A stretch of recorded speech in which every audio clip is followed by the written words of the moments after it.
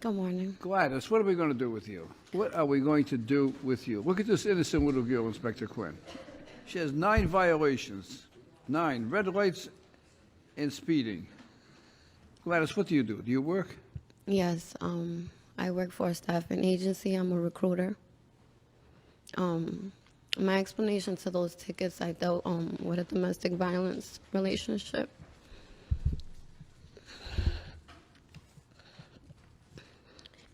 I ate a lot of those lights, running away from somebody that used to chase me with my daughter. How old is your daughter? 9. Is she living with you? Yeah. She's in school right now. She was what? She's in school right now. She's in school right now. You only have one child? Yeah. Okay. And the other one, from the other plate, I had registered a car. well, wait a minute. I'm still trying to determine why you would go through The 727 one by the 9 hospital. What? 1 minute. I'm trying to determine why you would go through 9 red lights. Okay. I mean, were you being pursued by somebody, or were you just? Yeah. Judge Daney checked on that. He said there was a couple of reports or something that there was some damage done to a vehicle and stuff like that, but he doesn't think all of them. And as far as the other plate, I have no idea. There's another plate from some stuff in 2011. All right, Gladys, we are very sensitive to matters involving personal safety, particularly people who are being stalked for like whatever reason, and that's very personal with you. So we're not going to get into that at all. But we understand that, and Inspector Quinn just had a conversation with me relative to that. Okay.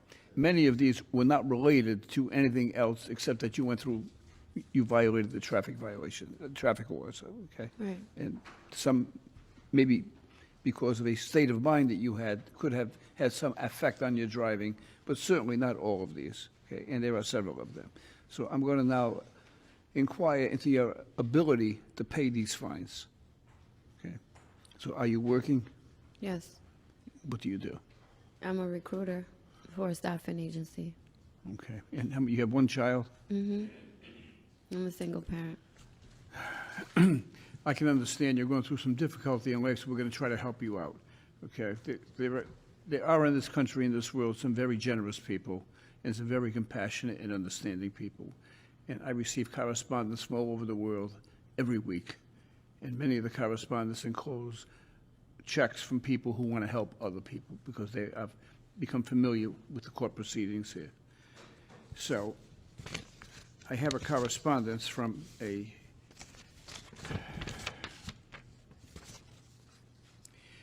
individual by the name of Yosef Baras from Kingston, Pennsylvania. And he sent me a check for $100 asking that I use this,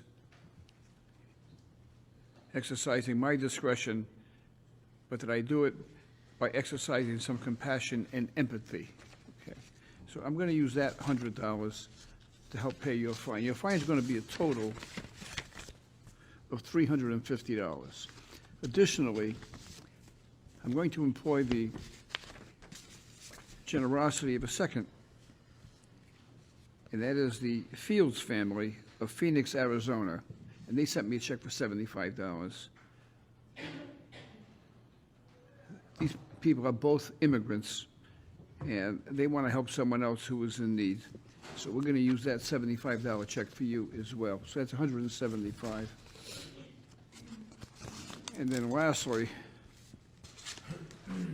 I have a check from Casa Mesta, California, from a Zeno Mueller Coaching. Asked me to use my discretion to help someone who was in need and sent in a check for $50. So I'm going to use those 3 checks, and that comes to $225. So you're going to owe $125. Okay. Can I give you a hug? Come on up here.